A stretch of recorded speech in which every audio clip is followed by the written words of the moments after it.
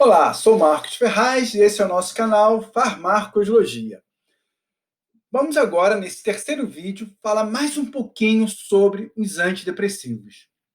Vamos falar das drogas de nova geração, algumas nem tão novas assim, e vamos começar falando dos IRSN, os inibidores da recaptação de serotonina e norepinefrina. Bom, 4 fármacos pertencem a essa classe. A venlafaxina, seu metabólito ativo, a desvenlafaxina, que tem sido comercializada e parece que tem vantagens em relação à venlafaxina, a duloxetina e o minalciprano. Então, em baixas doses, essas drogas funcionam como se fosse a fluoxetina. Tem bastante potência para bloquear, para inibir o SERT. Em doses altas também bloqueiam o transportador de nora, o NET. E isso vai aumentar tanto a nora sistemicamente, como vai aumentar a dopamina no córtex pré-frontal. Parece que o NET tem papel muito importante no pré-frontal para fazer o transporte de dopamina. Muito bem. Aqui as estruturas químicas de venlafaxina e desvenlafaxina. Então, esse aumento da serotonina pela inibição do SERT vai reduzir o afeto negativo que está aumentado na depressão, como a gente viu na primeira aula. A inibição do NET vai aumentar a nora, também vai contribuir para melhorar os afetos positivos e negativos. Também tem um efeito, o controle descendente da dor na fibromialgia, é importante. E o aumento da dopamina no pré-frontal melhora o afeto positivo, ok? Além de, teoricamente, melhorar sintomas cognitivos. Então, esse efeito, quer dizer, por ter um efeito mais amplo sobre as monoaminas, sugere que a venlafaxina é mais potente para tratar a depressão do que a fluoxetina, tá? Na teoria. Na prática, não é bem assim. Alguns pacientes respondem melhor à venlafaxina, melhor ainda a desvenlafaxina, ok? Mas é aquele problema da depressão que a gente vai discutir no final da conversa. Aqui a reação que envolve o CYP2D6, em que a venlafaxina é convertida em desvenlafaxina, e aí olha o que aconteceu, notem aqui, a inibição do NET aumentou. Perfeito, essa é a diferença, e aumenta o perfil de efeitos farmacológicos da desvenlafaxina. Bom, efeitos adversos. Tem sido relatado astenia, fadiga, apesar de, teoricamente, aumentar a dopamina no pré-frontal, a gente não deveria ver isso, mas a gente observa.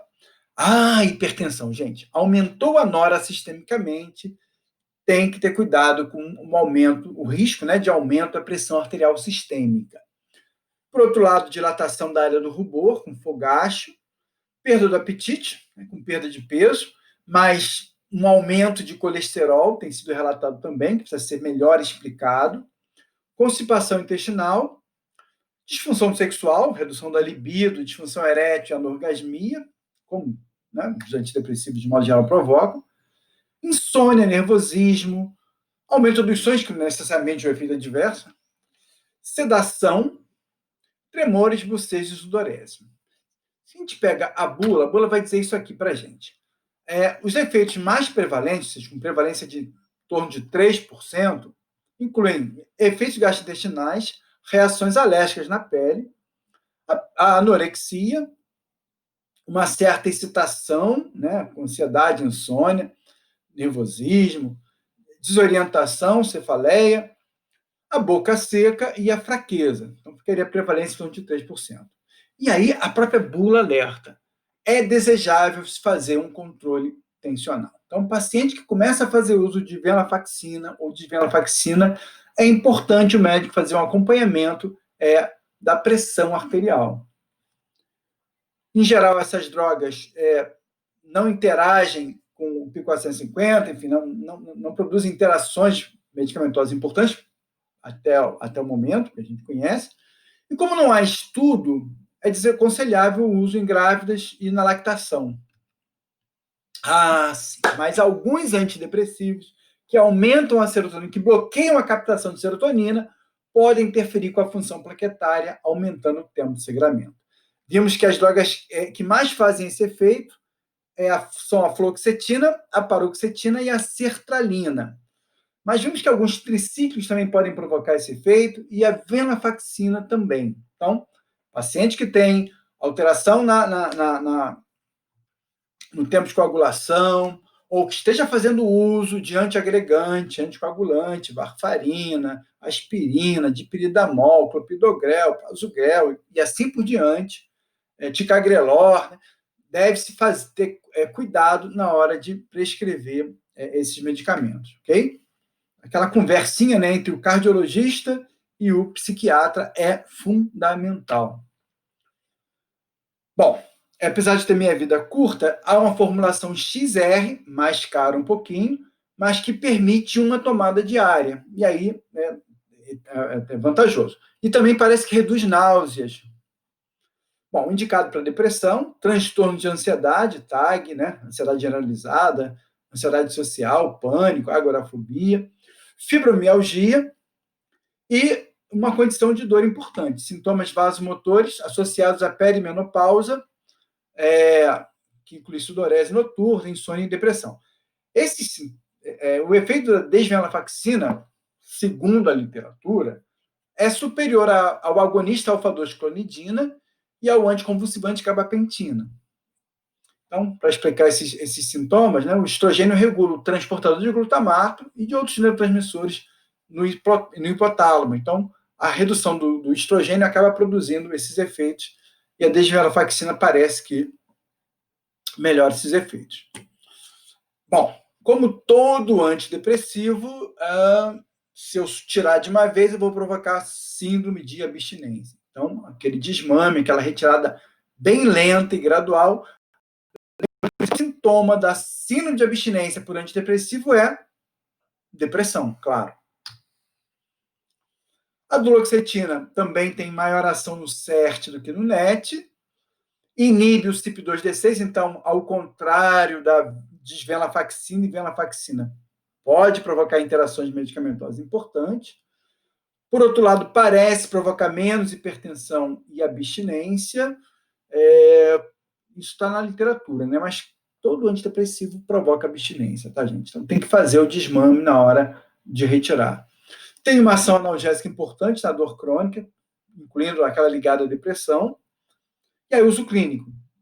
Transtorno de depressão maior, transtornos ansiosos, TAG, ansiedade social, fibromialgia, neuropatia diabética dolorosa e sintomas físicos dolorosos associados à depressão. Então, são condições que a duloxetina seria indicada. Minalciprano, mistura racêmica da forma levógera e da forma destrógera. A forma levógera é a forma ativa, ok? Ao contrário dos outros, tem maior ação no NET do que no CERT. O minalciprano parece que não é mais vendido no Brasil, pela falha, né, pela falta de eficácia clínica, talvez por ser fraco inibidor do CERT, ok? Então, deixou de ser prescrito e foi saindo, eu acho que já saiu do mercado. Teoricamente, teria uma ação energizante e melhoraria sintomas cognitivos. Na prática, bom, também uso na fibromialgia, melhora o fibrofog, que é aquela sensação de névoa do cérebro que caracteriza, está associada à fibromialgia. Também empregado para tratar sintomas físicos dolorosos associados à depressão. Há uma formulação contendo apenas o L-minalciprano, que é o levominalciprano, está em estudo, ainda não chegou, pelo menos no Brasil. Efeito adverso, mais sudorese que os outros fármacos, e excitação urinária, que é aquela dificuldade para começar a urinar. Bom, trouxe a sibutramina, ela originalmente seria desta classe, só que ela não funciona como antidepressivo mesmo, né? Não tem ação antidepressiva, mas funciona como supressora do apetite. Na verdade, ela funciona menos como supressora do apetite e mais como agente termogênico. Então, a pessoa toma sibutramina tem que fazer atividade física para perder peso, com alguns efeitos importantes, incluindo o aumento da pressão arterial e da taquicardia, que, como eu disse para vocês, taquicardia em repouso é arritmia.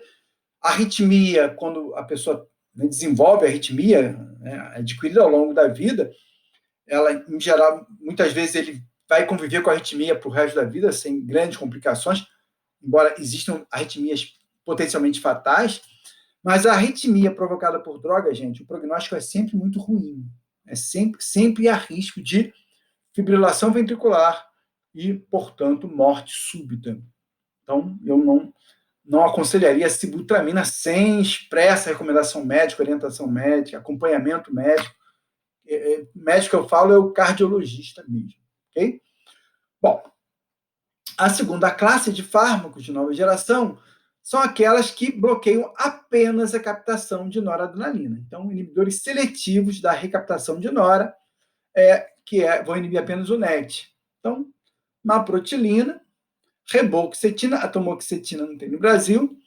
Essas drogas aí variam um pouquinho. A maprotilina foi considerada um tricíclico algum tempo atrás, então muito antihistamínica, muito atropínica, faz um bloqueio alfa também importante.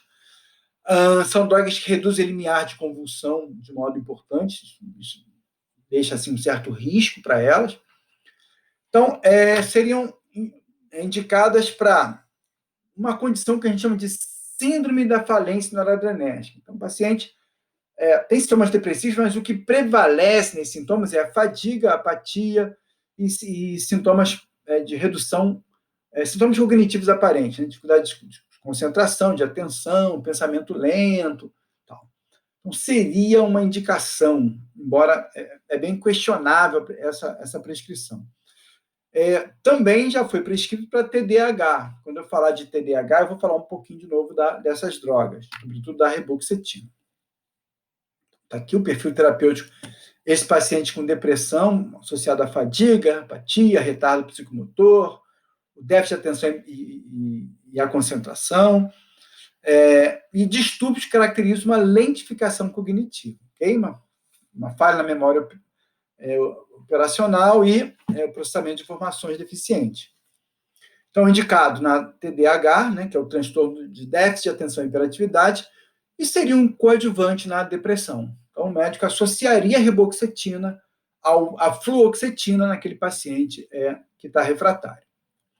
Como toda droga que aumenta a nora, taquicardia tem um risco, embora não está descrito na literatura alteração na pressão arterial, a gente fica de olho. Insônia, vertigem, disfunção sexual, sobretudo erétil. Uma síndrome pseudoatropínica, né, com boca seca, xeroftalmia, constipação intestinal, e também dificuldade de micção, meio que semelhante ao minalciprano. Muito bem. Terceira classe de drogas, os inibidores da recaptação de nora e de dopamina, o IRND. Muito bem, a bupropiona. Aqui tem uma formulação SR, né, de liberação lenta, que permite uma tomada diária também. A bupropiona tem um metabólito ativo, que é a radafaxina, né? A bupropiona é um fraco inibidor do DAT e do NET, né? Mas a radafaxina é mais potente em inibir DAT e NET, não potente como a cocaína, né? Que a gente vai falar na aula de dependência. A cocaína tem uma potência muito maior, por isso que ela passa do ponto. Mas a radafaxina é o metabólito ativo, então há uma conversão da bupropiona em radafaxina pelo CYP2B6. Aqui está a bupropiona, e aqui está a conversão pelo CYP2B6. Tem dois metabólitos que não são tão ativos assim, e a hidroxibupropiona ou radafaxina é o metabólito ativo. Então, esperem em breve aparecer no mercado a radafaxina como um agente então, antidepressivo, que deve substituir a bupropiona, como a desvenlafaxina praticamente está substituindo a venlafaxina. Bom, então, ocupação de 10 a 15% do DAT no estriado nucleocumbens, nessa faixa de ocupação que dá o efeito antidepressivo. Por aumentar a dopamina, não provoca disfunção sexual. Há, no caso, relatos, sobretudo de mulheres, que há um aumento da libido e há uma facilitação do orgasmo. São relatos que não estão bem descritos na literatura, é muito mais de boca a boca. Reduz a fissura no tabagismo, então é um coadjuvante do tratamento do tabagismo. Na aula de dependência ao cigarro, a gente vai falar um pouquinho da bupropiona. Eu falei, então, da formulação SR e XL, né, que permite, a XL, então, permite uma tomada por dia, a SR, 2 tomadas por dia. Também é usada na síndrome de deficiência da dopamina, também, que é a lentificação mental, falta de energia. Também a sugestão de uso no TDAH e associação com ISRS e IRSN para aquele paciente refratário ou com sintomas residuais. Lembra que eu falei para vocês na aula passada da recuperação apática? Né? O paciente faz a fluoxetina, tem uma melhora, né, do afeto negativo, que estava alto, vai diminuir, mas ele permanece sem vida, permanece sem entusiasmo, sem alegria. E aí eu disse para vocês que o médico podia trocar a medicação, por exemplo, pela desvenlafaxina, que cobre, né, tanto a nora quanto a dopamina, ou combinar a fluoxetina com a bupropiona. É uma outra alternativa também. Bom, então, a ação antidepressiva melhora o afeto positivo. O uso na síndrome de deficiência de dopamina é um diagnóstico assim, controverso, ok? Melhora sintomas residuais de quem fez uso de um ISRS. Não provoca disfunção sexual. Reduz a fissura associada ao tabagismo. E eu já falei, então, pode ser combinada com ISRS ou IRSN. Bom, efeitos adversos. Algum efeito de aumento da atividade elétrica, né? Insônia, tremores, mas tontura, agitação, ansiedade, xerostomia e cefaleia. Há relatos de enxaqueca, delírio, parassonias, pesadelo, sonilóquio, sonambulismo, convulsões, náuseas e dor abdominal. Esses efeitos não são... A prevalência é muito alta, mas há relatos. Delírios, dose dependente. Também há relatos de reações alérgicas, aumento da libido, falei, né? Disfunção erétil, por outro lado, em algumas outras pessoas, e alteração do orgasmo, astenia, fraqueza e febre. Bom, aumenta a nora. Então, a gente pode ver hipertensão, arritmias, também hipotensão postural, taquicardia e fogasmo, que é a dilatação da área do rubor. Raramente, efeitos hematológicos, anemia, leucocitose, leucopenia, trombocitopenia. E mais raro ainda, reações na pele, descamação, bolhas, algumas vezes severas, e erupções cutâneas, inchaço nas glândulas, dores em articulações, mal-estar, confusão, já tinha colocado ali, dificuldade de concentração, alucinações e alterações do pensamento ou no comportamento. Tudo isso já foi relatado com o uso da bupropiona, mas são efeitos mais raros. De qualquer maneira, é importante, né, que quem trabalha na clínica, o médico que prescreve, ou o enfermeiro que acompanha, ou o psicólogo que atende aquele paciente com depressão, que está fazendo uso da medicação, tem a noção de que esses efeitos podem aparecer e muitas vezes o paciente relata, né, ou você nota esse tipo de efeito e então é interessante saber que isso pode estar ligado à droga, à medicação que ele está tomando. Bom, a outra classe de fármacos são os desinibidores de serotonina e nora, o DISN.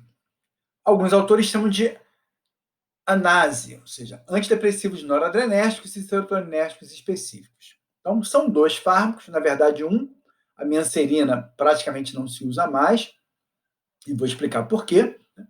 Mas a mirtazapina, olhem o perfil de efeitos farmacológicos, ela bloqueia bastante receptor alfa-2 da nora, receptor H1 da histamina, isso vai dar um efeito sedativo importante, ganho ponderal.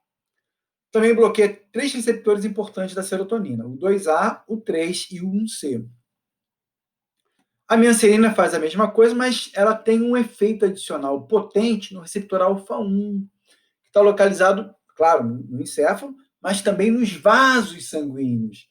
E receptor alfa-1 de vasos vai provocar vasoconstricção. Se você bloqueia o receptor alfa-1, você provoca vasodilatação. Como esse efeito é muito pronunciado, a mianserina acaba provocando queda de pressão e muitas vezes com taquicardia reflexa. Então, acaba sendo perigoso. Então, por isso que ela foi deixando de ser empregada para depressão. Ok? Muito bem. A mirtazapina é outra droga que também pode provocar aumento do tempo de sangramento, ou seja, pode interferir com a coagulação. Também vale a pena ter essa cautela. Então, aqui só para explicar o mecanismo de ação, o receptor alfa-2, mas também receptores da serotonina, né, mas vamos falar do alfa-2, ele está localizado em neurônios serotoninérgicos, ele é inibitório e ele regula a liberação. Então, quando você bloqueia esse receptor, você tira o freio e aumenta a liberação de serotonina no córtex pré-frontal. Ok? Muito bem.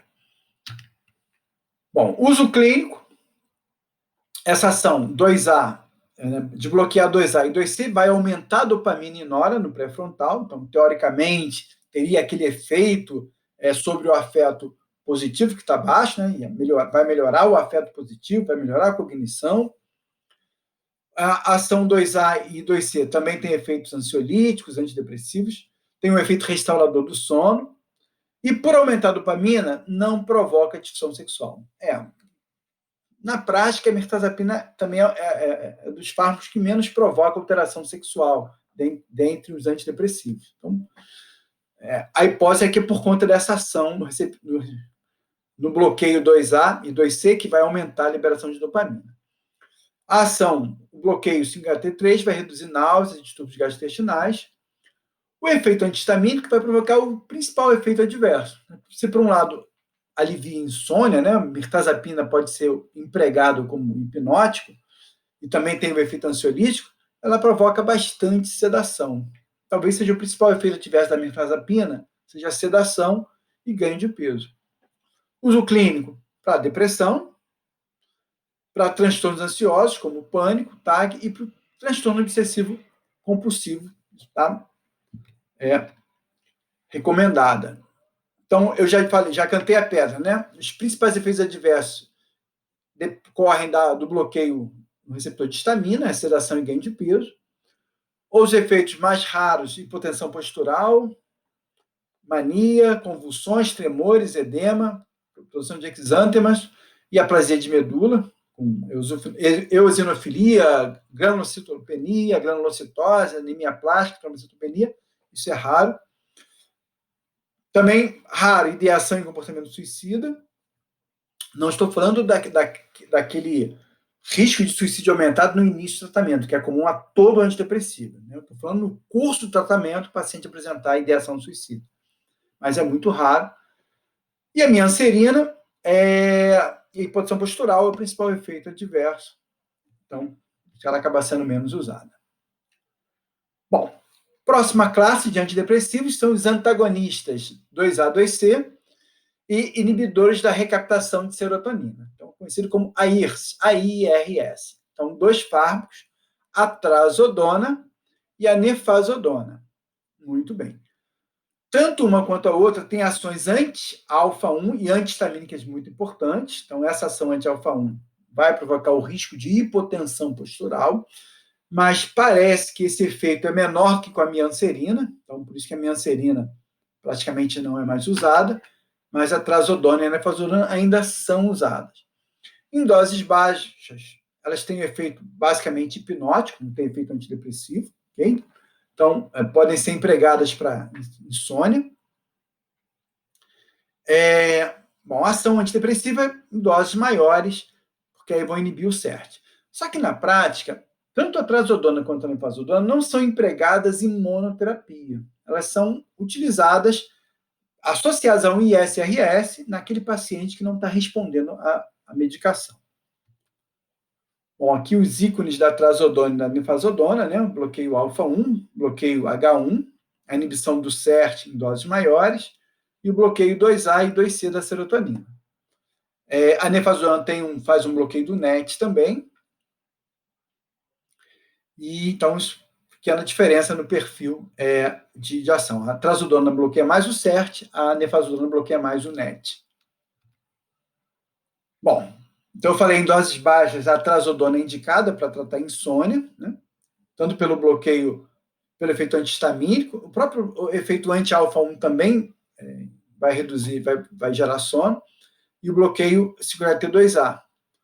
Em doses maiores, inibe CERT, bloqueia 2C, e aí, como eu disse para vocês, vai aumentar a ativação, a liberação de dopamina, e a gente não vê disfunção sexual com a trazodona.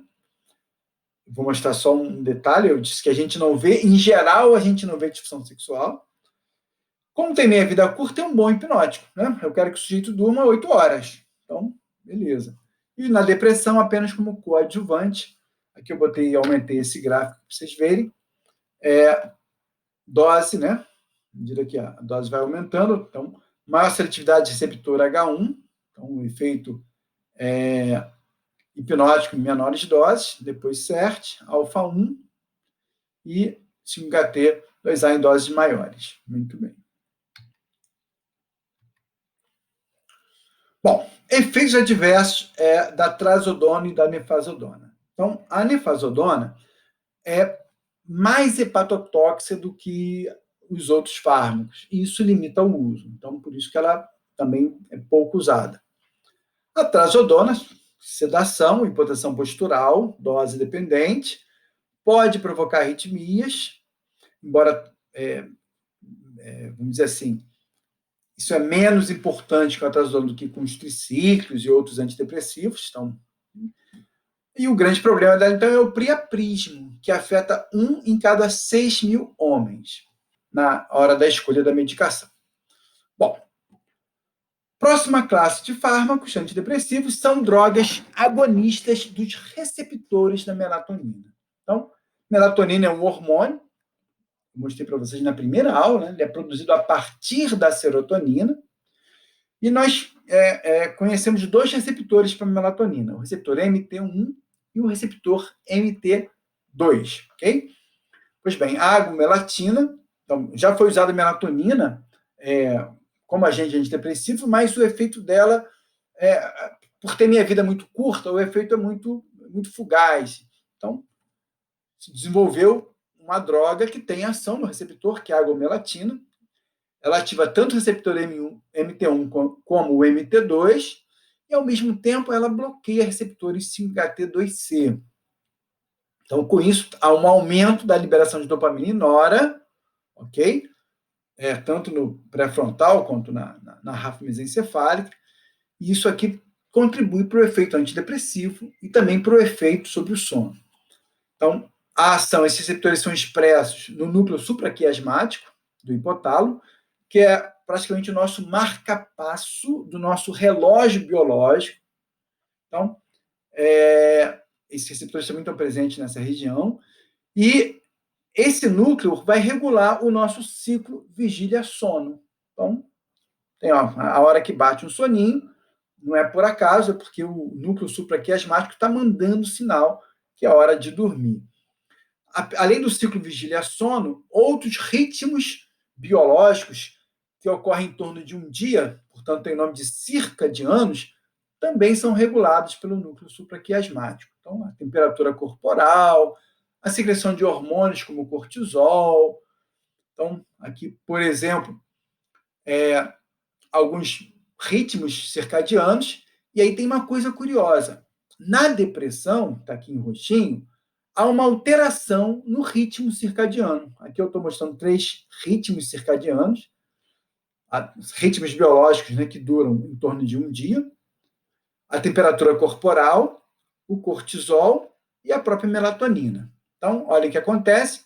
Uma pessoa sem depressão, a temperatura 6 horas da manhã ela está mais baixa, ela tem um pico aqui em torno, né, no final do dia, depois ela cai para a noite e ela volta a subir. Então, esse é o ritmo de temperatura. Esse aqui é a acrofase, ou pico, isso aqui é o vale, ou depressão. Então, está aqui a curva de temperatura.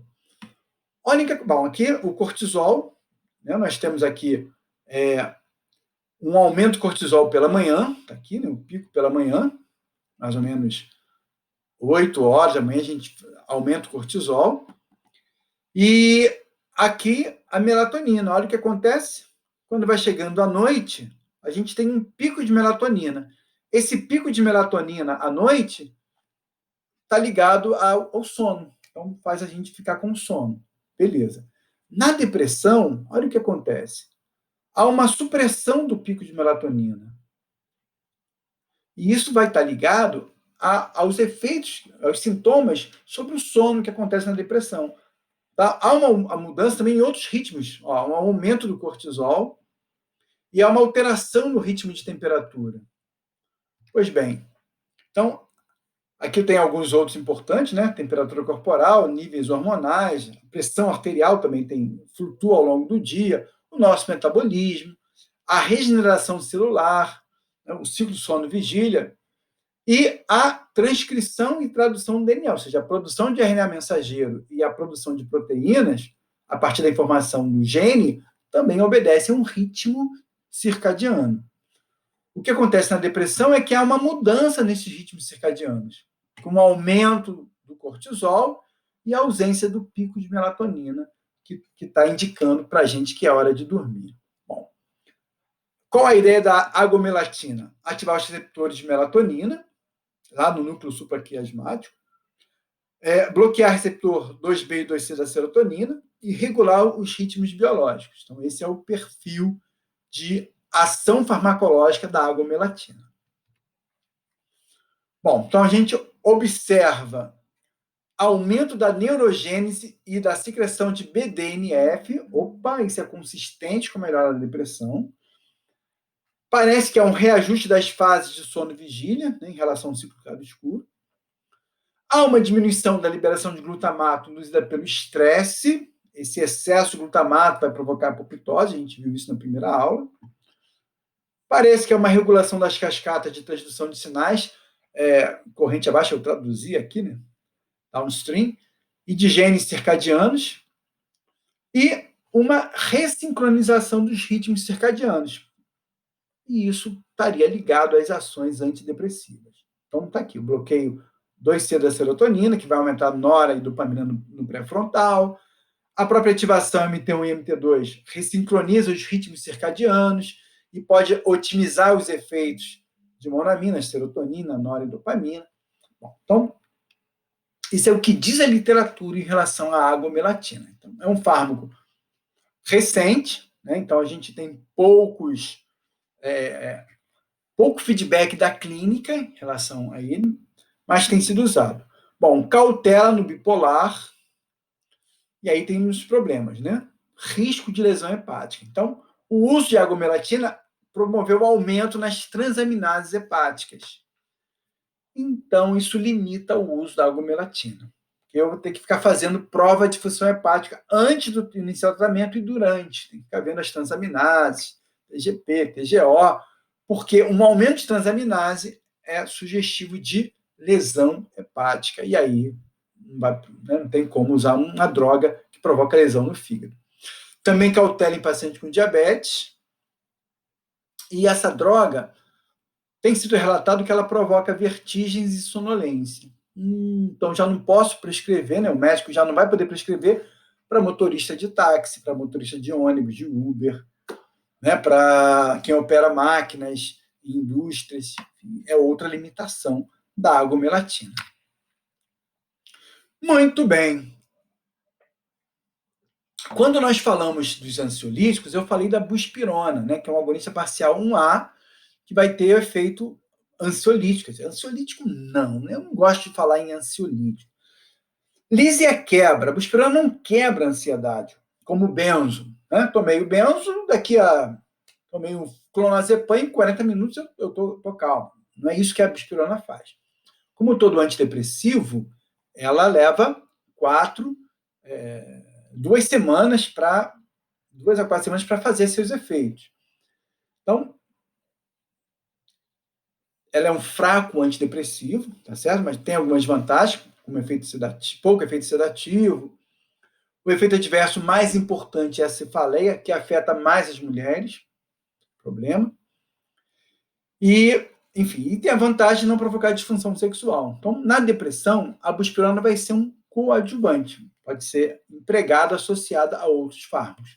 E também pode ser usada como coadjuvante nos transtornos de ansiedade.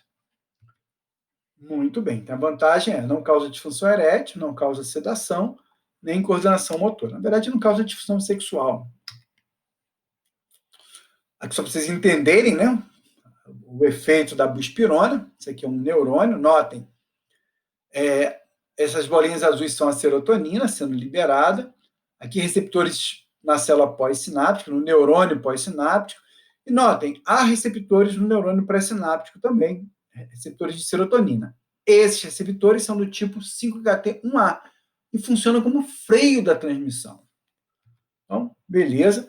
Entrei aqui com uma droga que inibe, esqueci de falar, né, quem é isso aqui? Isso aqui é o CERT, é o transportador de serotonina. Está pegando a serotonina e jogando de volta para a célula.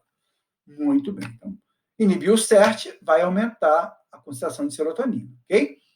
E a serotonina vai ligar os receptores pós-sinápticos, produzindo efeitos. Aqui tem efeitos excitatórios, né, receptores que aumentam a MP-ciclo e a cascata do IP3 e DAG, e efeitos inibitórios em azul, quando o receptor está acoplado à proteína GI, como é o caso do receptor 5-HT1A pré-sináptico. Então, eu tenho aqui o freio, né, inibe a liberação de cálcio, e aí, portanto, tive o freio desse neurônio.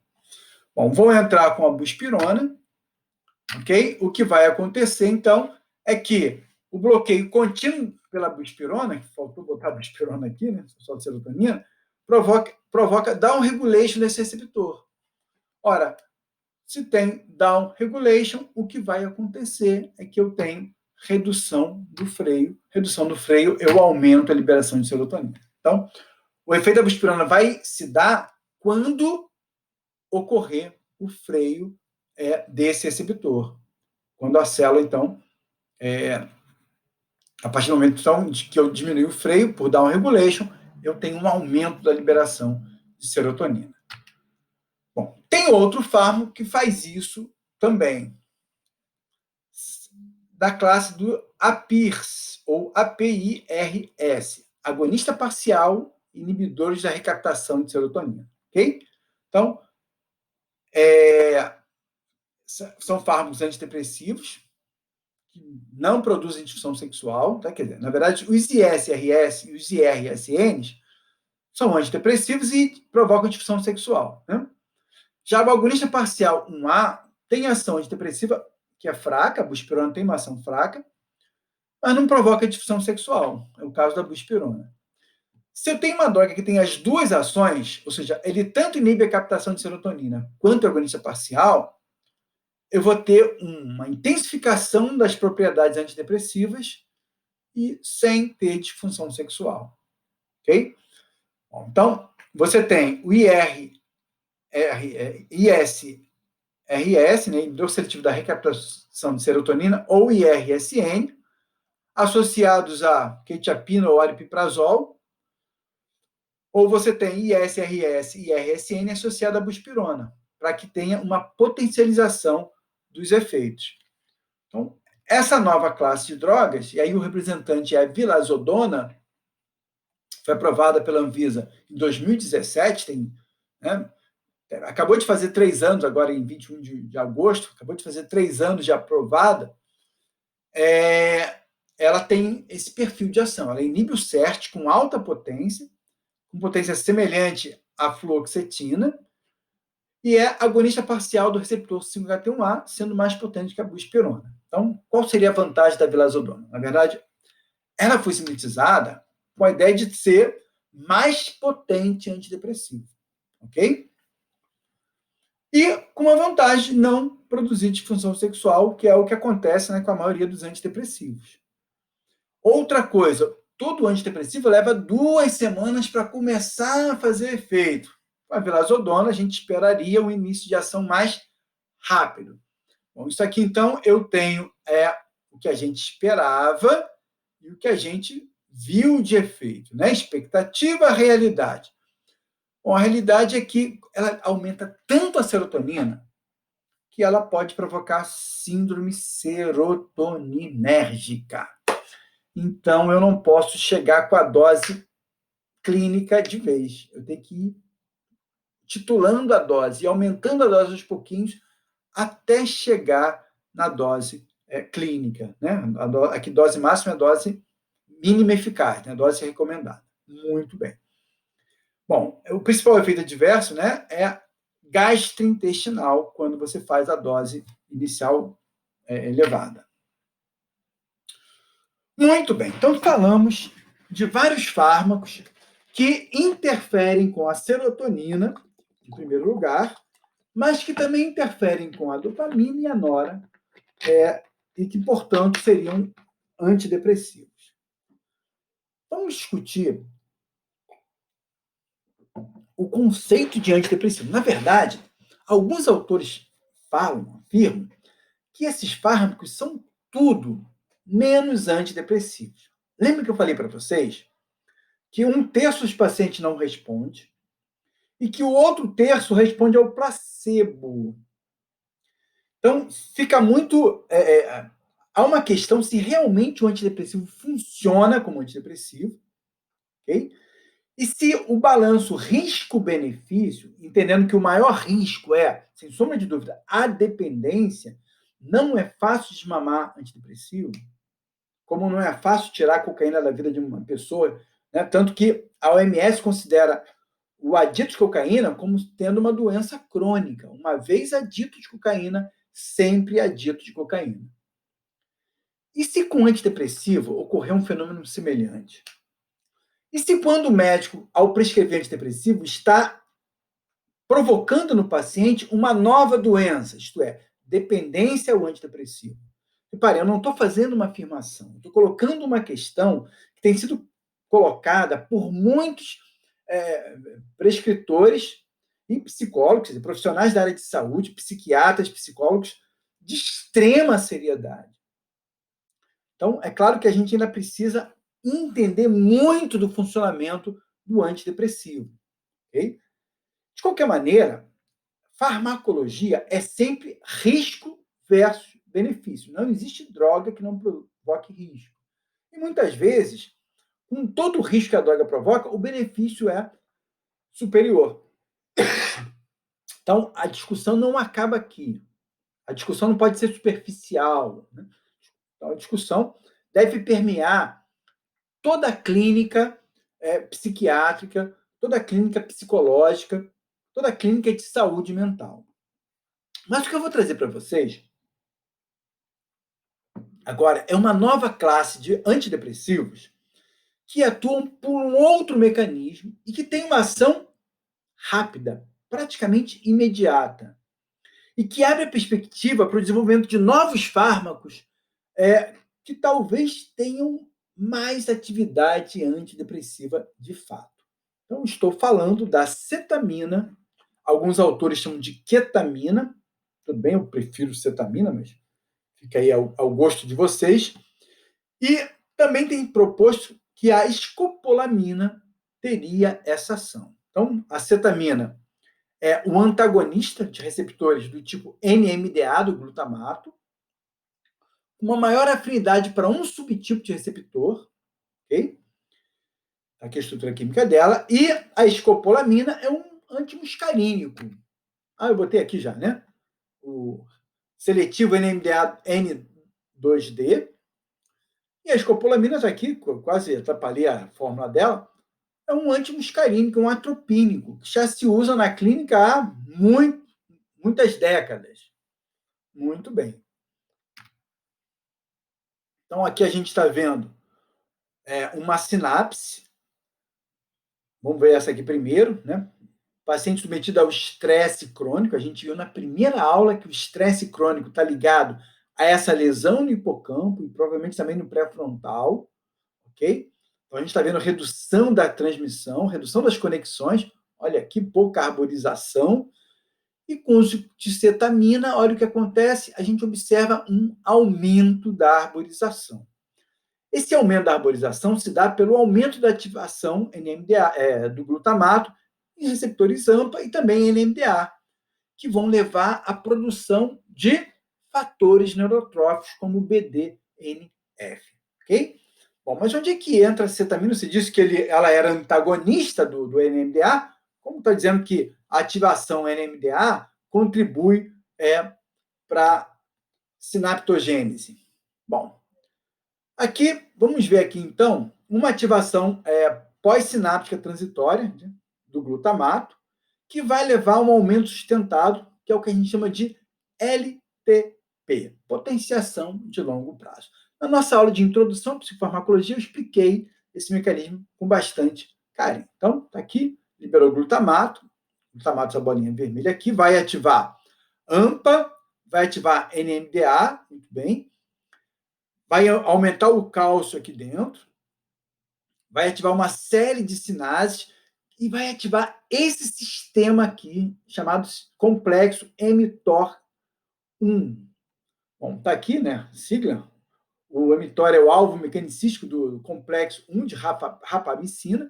É um sistema que armazena RNA mensageiro e que permite a produção de proteínas aqui no botão terminal da célula. Então, isso economiza tempo, não tem que ir lá no núcleo, ativar o gene para que produza RNA mensageiro, para que produza a proteína, aí a proteína tem que translocar até... Não, está aqui, próxima sinapse.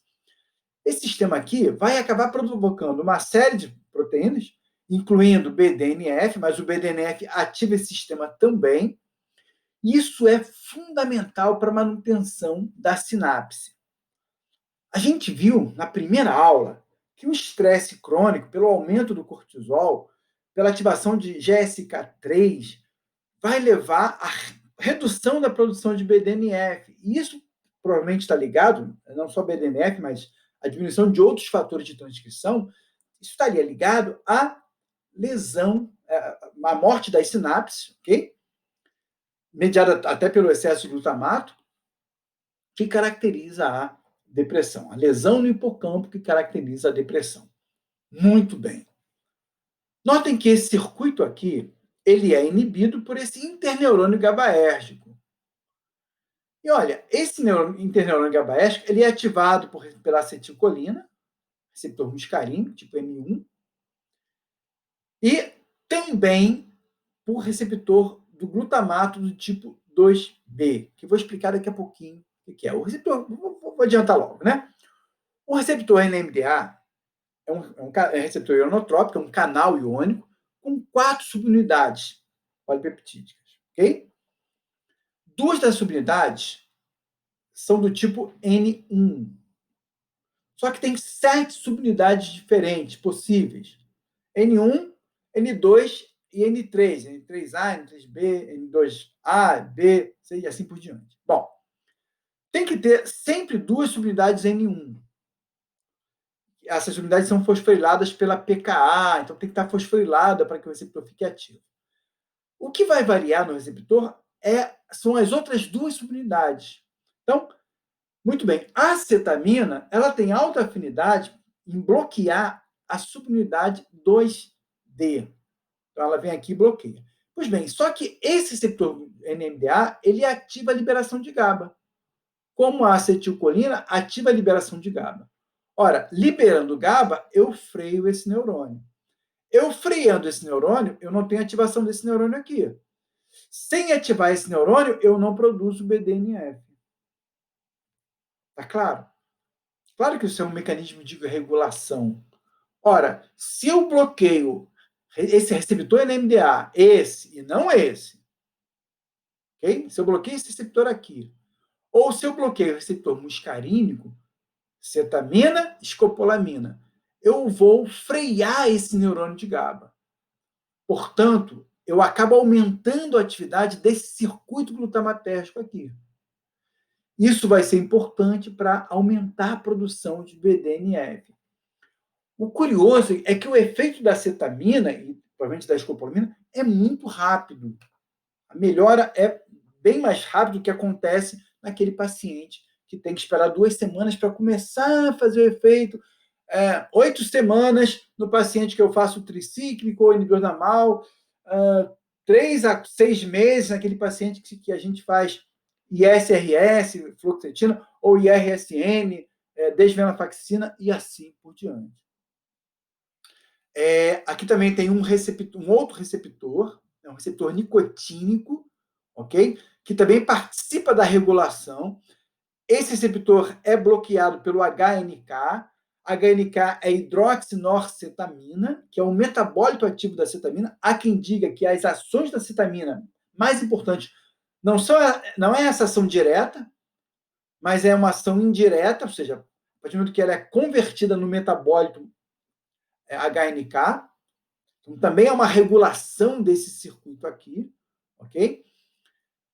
Então, isso explicaria o efeito da cetamina. E o efeito é tão importante, isso aqui é uma revisão de 2018, um estudo de 2018, publicado nessa revista importante.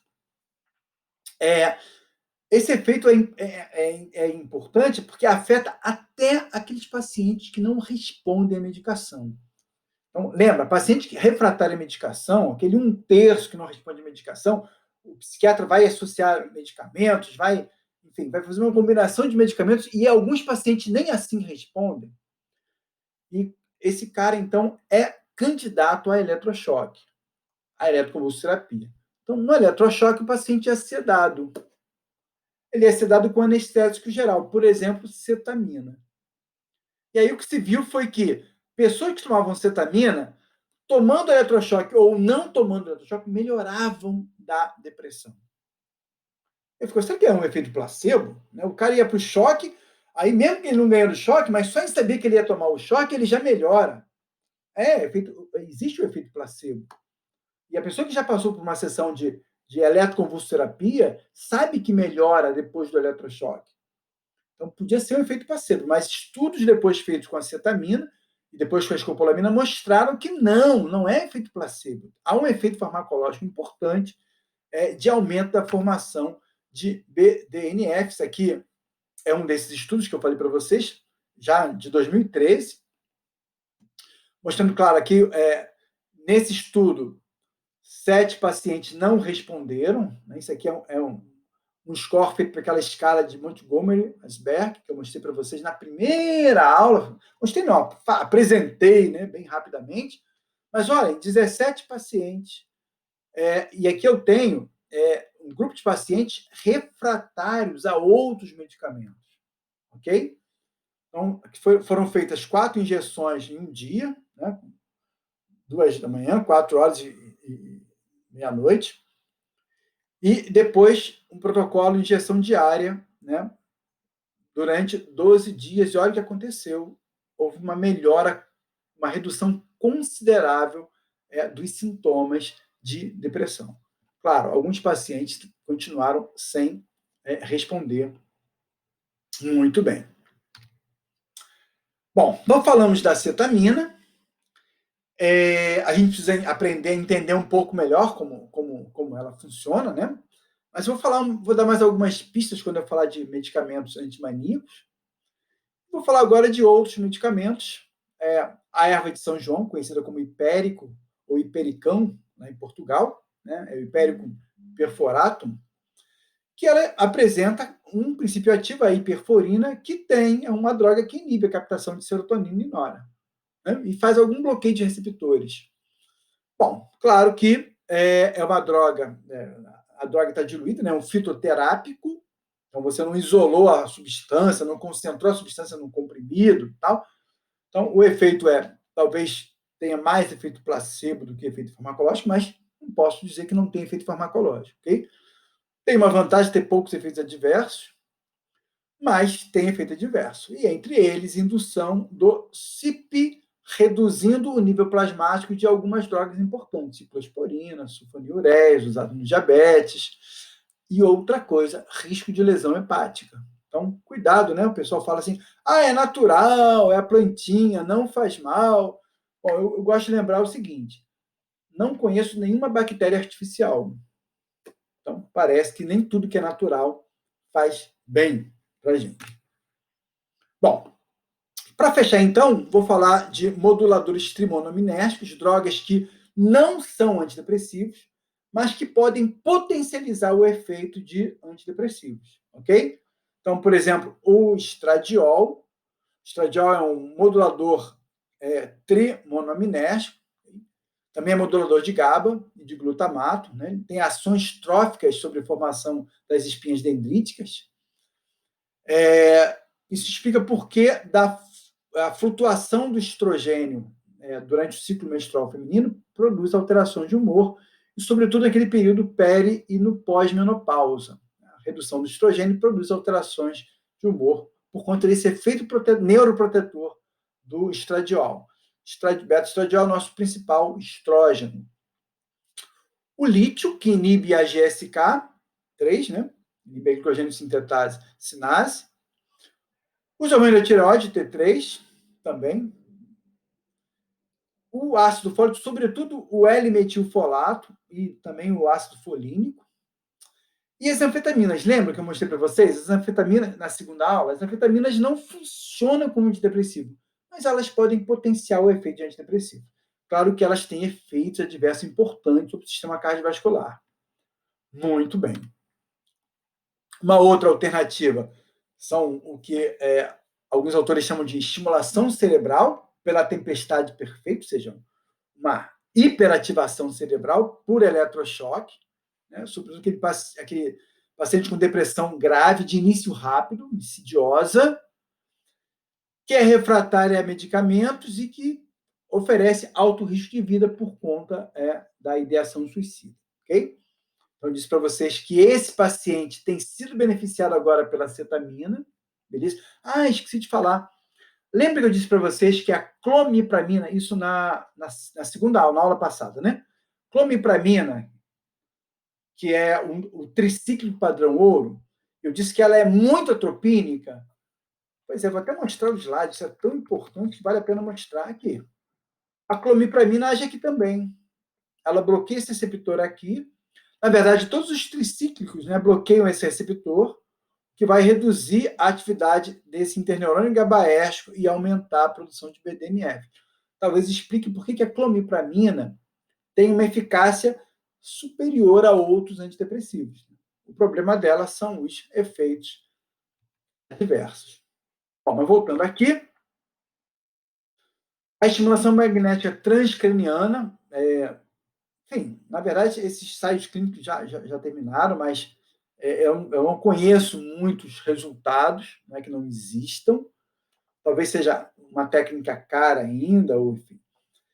E a mesma coisa com a estimulação cerebral profunda, há um gerador de pulso implantado no tórax, com derivação implantada sobre o couro cabeludo. A ideia é estimular a área subgenual do córtex cingulado anterior e do pré-frontal o vento medial.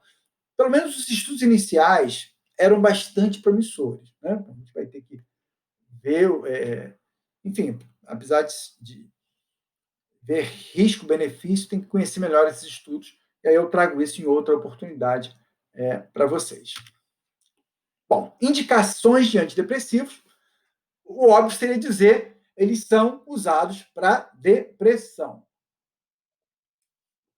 Mas eu disse para vocês que há uma corrente de profissionais de saúde que sugere que os antidepressivos não devem ser empregados no tratamento da depressão, okay? Por conta do fato do risco ser superior ao benefício.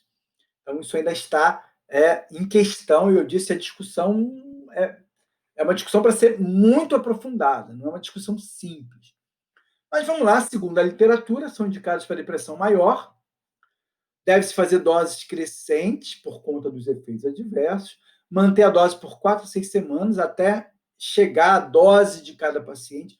Cada paciente vai responder a uma certa dosagem, e o ideal é que o médico utilize a menor dose eficaz, ok? Algumas vezes o médico pode associar fármacos, um ISRS, fluoxetina, paroxetina, citalopram, sertralina e escitalopram, com um IRND, né, a bupropiona, o DINS ou a IRS, né, mirtazapina, ou a quinefazodona ou trazodona. Ok? Bom, lembrar que eu jamais posso combinar ISRS ou IRSN, né, venlafaxina, desvenlafaxina, com inibidores da MAO ou tricíclico, porque eu tenho risco de aumentar demais a serotonina e provocar síndrome serotoninérgica, ok? Também o médico pode, no paciente que não está respondendo bem, associar lítio, T3, anfetamina, ácido fólico, embora não tenha muitos estudos mostrando segurança e eficácia. Isso aqui foi sugestão da literatura. Bom, outra indicação é dor crônica, dor neuropática. E aí as drogas de escolha são os tricíclicos. Ok? A amitriptilina, nortriptilina, imipramina, mas também venlafaxina, duloxetina, desvenlafaxina, né, os inibidores da recaptação de noradrenalina e serotonina, e amplamente empregados anticonvulsivantes. Vou falar desse uso deles na aula de anticonvulsivantes. Outro uso é para tratamento dos transtornos de ansiedade. Então, está aqui uma sugestão do Stoll para ansiedade generalizada, um benzo mais um ISRS ou IRSN ou buspirona. E tá aqui, né? Aqui eu esqueci, né? Isso aqui é um absurdo que eu esqueci de dizer. Na depressão, eu vou usar a medicação associada à psicoterapia. Ok? A literatura sugere que se use a técnica de terapia cognitivo-comportamental, mas a técnica psicoterápica pode variar, ok? Então, pode ser psicanálise, pode ser gestalt terapia, pode ser importante que o paciente tenha acompanhamento psicoterápico.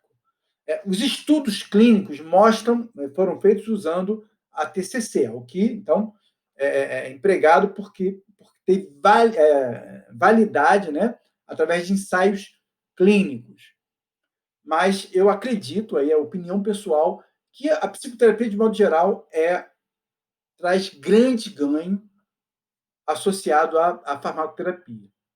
Até porque o ideal é fazer a medicação e retirar a medicação. E aí, nesse processo de retirada, sobretudo, o suporte psicoterápico é fundamental. E tá, assim como acontece na esquizofrenia, o suporte dialógico também. Ou seja, a família, a rede de atravessamentos, tudo isso é importante manter para dar suporte ao paciente. O ideal é que a medicação seja usada pelo tempo necessário, não mais do que isso. Para transtorno de ansiedade é a mesma coisa. Então, aqui também, uma farmacoterapia que inclui o benzo. Esse benzo é feito no início do tratamento, até porque os ISRS e IRSN podem provocar aumento da ansiedade. E a psicoterapia. Aqui eu coloquei a TCC, mas aqui gestalt terapia, psicanálise, terapia apenas o behaviorismo, enfim, e outras técnicas psicoterápicas. Bom, paciente não respondeu, tricíclico, mirtazapina, trazodona, gabapentina, um ASD, por exemplo, quetiapina, ziprasidona, lurazidona, ou um agente hipnótico como o zolpidem. Mesma coisa no pânico e na ansiedade social, o benzo. Esse benzo é aquele benzo de alta eficácia, clonazepam, alprazolam, lorazepam, mais ISRS ou IRSN, mais psicoterapia. Aqui também pode ser feito tricíclico, iodamal, gabapentina, mirtazapina, trazodona, nunca combinando um ou outro aqui, tá certo? O ASD, aqui anticonvulsivante topiramato, lamotrigina ou agente hipnótico. No toque, o tricíclico é a droga que dá a melhor resposta clínica. Que também pode ser associado a um benzo, sobretudo no início do tratamento. Mas psicoterapia, mesma coisa. Eu botei TCC, mas gestalt terapia, psicanálise e assim por diante. Agora, uma alternativa ao tricíclico, que parece que vem dando resultado, é a fluvoxamina, por aquela ação dela, agonista receptor sigma-1, que eu falei para vocês no vídeo anterior. Alternativa, endordamal, IRSN e ISRS. Então, aqui eu posso até botar aqui, podia mudar já o slide aqui para vocês, ok? Aliás, vamos fazer isso? Não, olha, em primeira mão aqui o processo de criação do slide, ok? Vamos botar aqui, ficar claro.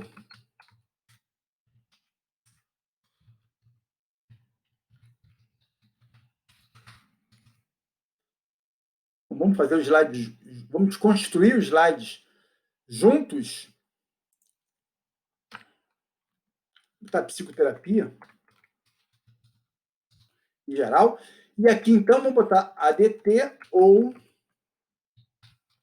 fluvoxamina, ok? Mais TCC, vamos botar assim, psicoterapia. Aqui, mesma coisa, psicoterapia, mesma coisa. Muito bem. Como eu botei isso aqui, estiquei para cá, vocês vão acabar saindo. Vou jogar você lá para baixo, senão vai... Aqui eu vou fazer a mesma coisa. Deixa só a psicoterapia, senão minha carinha vai... Ótimo, muito bem. Ó, construímos junto o slide. Perfeito. Então, está aqui. Então, aqui entra a fluvoxamina, paciente refratário em dor da mal, buspirona pode ser adjuvante, um ASD pode ser feito no toque também, quetiapina, risperidona, aripiprazol. Lítio, o toque pode ser uma condição muito grave, provoca muito sofrimento. Em geral, o tratamento costuma ser longo, então o suporte psicoterápico é fundamental. O estresse pós-traumático não responde a benzo. Então, há evidência na literatura que o benzo pode agravar os episódios de estresse pós-traumático. Então, aqui é um ISRS ou IRSN associado à psicoterapia. Paciente que não responde, então aqui eu botei o asterisco, né, só para falar do benzo, okay? Tricíclico, inibidor da mal, gabapentina, topiramato, lamotrigina, um ASD, mirtazapina. O beta-bloqueador de ação central pode funcionar no TEPT também, como alternativa, e a naltrexona, que é antagonista opioide, também pode ser empregado como coadjuvante no transtorno de estresse pós-traumático.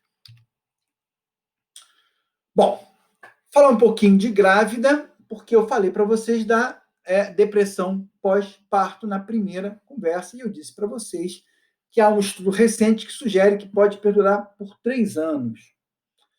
Então, claro que durante esse período, ou quando aparece na gestação, né, o antidepressivo pode ser importante. Então, eu falei do risco. Lembra que eu falei que... não sei se eu falei... Bom, eu falei nessa aula, não sei se eu falei isso para vocês, estou confundindo, mas risco A é o melhor risco. Okay? O risco A configura quando a droga, até hoje, não demonstrou nenhum efeito para o feto ou para o embrião. Ok? Bom, não existe nenhum antidepressivo risco A. Então, o ideal é que se use uma droga risco B. Então, está aqui, ó.